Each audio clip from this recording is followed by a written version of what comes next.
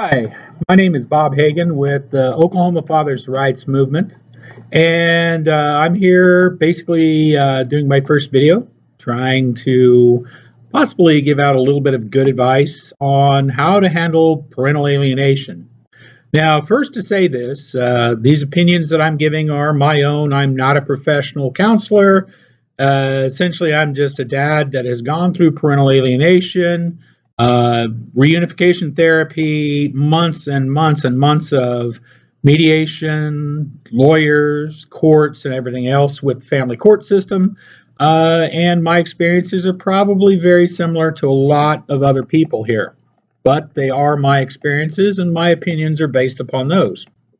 So they don't always represent everything you're going to find with the Fathers' Rights Movement here in the United States. Now, to get on with this, my whole thought process in what goes on in family courts is that it is broken down amongst two different types of people. There are givers and there are takers. Now, most healthy adults are a good balance of giver and taker. They give more than they take, and when they take, they're grateful and thankful for what they get. Now, unfortunately, when we start running into contentious divorce cases where there is alienation that's going to be coming up, and this happens a lot, especially with the way our custody is divided up in this country and in other Western civilized countries. What happens is in the marriage we wind up having a giver and a taker. And the crazy part of this is that yes, sometimes the giver is giving to take, and a lot of times the taker, well, on occasion they'll give if it suits them and if anybody's watching. But for the most part, they're takers, and that's what they do. And they're amazingly good at finding these not quite healthy givers. Now, what I'm going to talk about primarily with this is that if you're an adult, you learn to do both. This is one of the reasons why we work so hard with 50-50 shared parenting, which, by the way, should be rebuttable because there are those people out there that are pure takers. And if you let them purely take, they will also take your children's lives, they'll take your children's mental health, and sometimes they'll even turn their own children, believe it or not, into just as bad of a taker as they are. Now, the reason why I like the words giver and taker is because these labels are a little less, well, traumatizing. We have a lot of takers in the DSM 5's cluster B group that get very offended if you say certain things. And the funny thing is this is a really, really amazingly identifying moniker for these types of takers. They don't like hearing that they're the bad guy in this because, after all, hey, it's everybody else. It's not me. There again, we kind of learn this because we marry them. Uh, and that having been said, it happens both in males and females. Unfortunately, the way our family court system, or in my honest opinion, the world's greatest taking system, filled with takers, works. Unfortunately, family court, because everybody in there is a taker of money, they understand that the giver is going to be the one giving the money. My experience has been so far that people that are takers that get divorced from a giver essentially give up when they don't get custody. They stop paying child support. We like calling them deadbeats if they're male. And essentially they walk away from their kids. Givers always stick with the kids. Now, the reason I say this is because we have a lot of amazingly good people here, both men and women, who fight for their children. And that tells you right there a great deal about their giving ability. Now, the craziest part about this is if you're in the same position I am, you're a giver. Me, I was an unhealthy giver because I just gave and gave and gave. I knew eventually if I gave enough and it was good enough that I was giving that, I might get a bone or something thrown my way every once in a while. But that's the way a lot of men generally are. We get into a mode where we think, hey, we've heard all our life that we're supposed to grow a pair, we're supposed to man up, we're supposed to, not be a female body part, and we're supposed to sacrifice. And so that's kind of what I heard my whole life as a traditional, denominational style dude that was a total giver. And first thing I learned that I remember in Sunday school was joy, Jesus, others, and then yourself. And it made good sense. Unfortunately, that makes you a really, really unhealthy giver. So sometimes you can't always rely on traditional, denominational, or religious. And you have to learn how to become healthy. That's the point of this today. Understanding that your kids need you. That you don't want to wind up being that guy that is just a giver. We get frustrated when we become the ATM giver. That's all we're good for is money. Kid needs something, I need money. And we hear this all the time.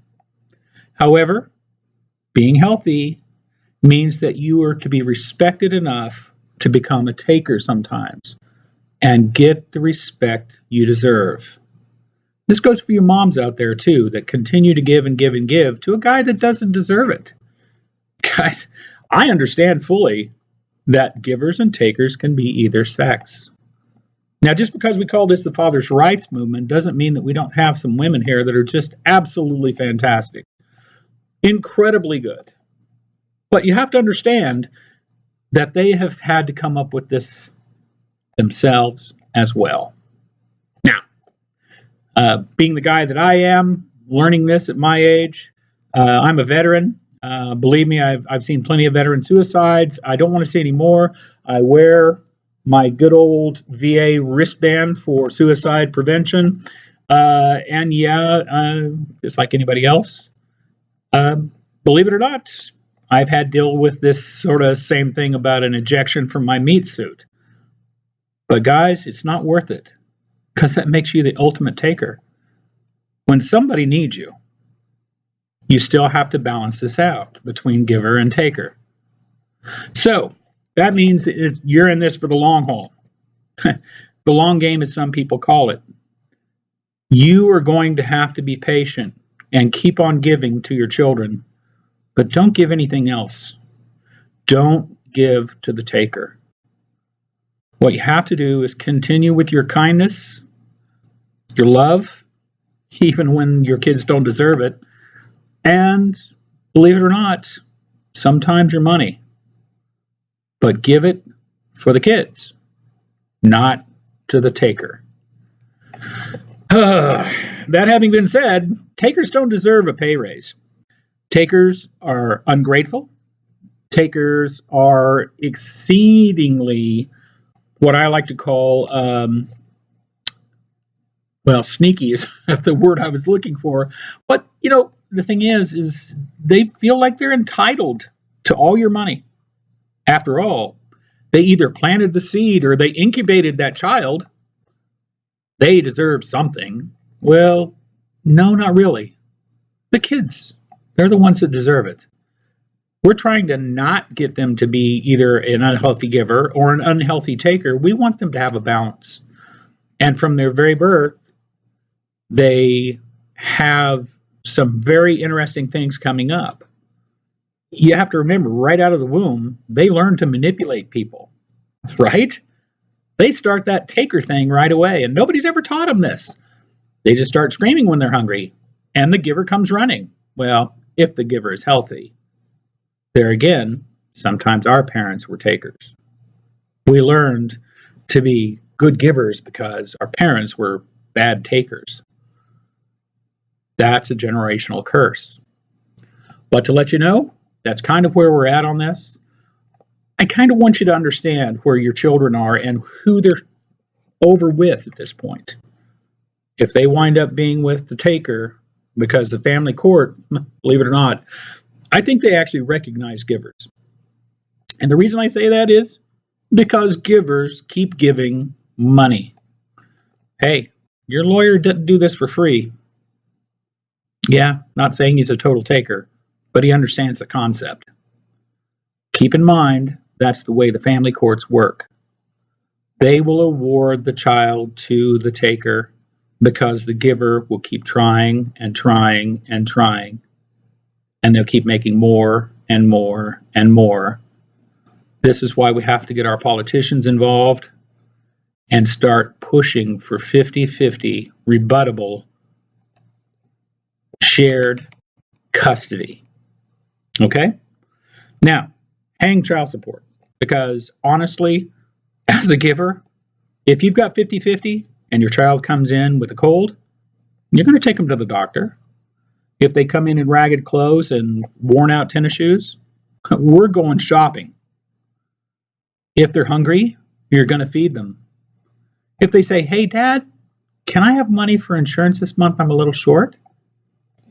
You know what you're going to do. You're going to give.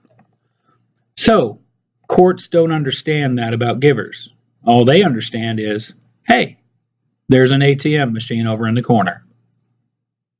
With that having been said, I hope that you enjoyed this talk and maybe understand a little bit about why we're pushing so hard for 50-50 rebuttable. Keep in mind, this is not about money. This is about kindness. Love your kids, no matter if they deserve it or not. And stop giving things to the taker. All right, be good.